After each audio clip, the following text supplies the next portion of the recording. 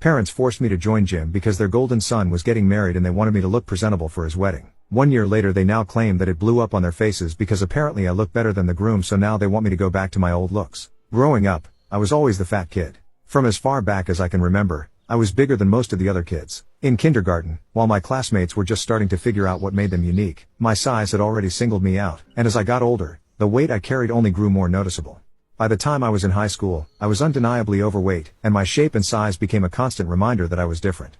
College wasn't much different. While some of my peers began to discover who they were or explore new sides of themselves, I remained wrapped in that same identity, overweight and sometimes struggling with it. Being the bigger kid wasn't easy. It opened me up to constant teasing, mockery, and hurtful comments from those who didn't know or didn't care to understand me.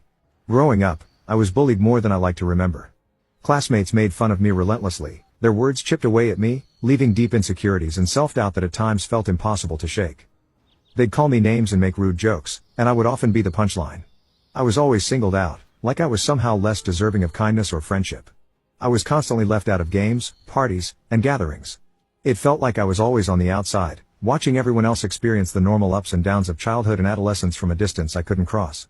These years of bullying affected how I saw myself and shaped how I responded to the world. I felt out of place with others, and in turn, I took refuge in books.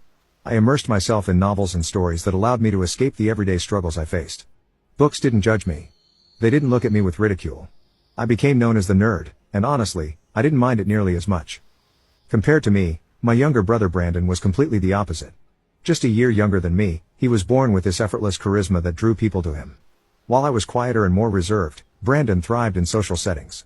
He had a magnetic personality. He could walk into a room and, within moments, have everyone smiling, laughing, and completely enchanted by him.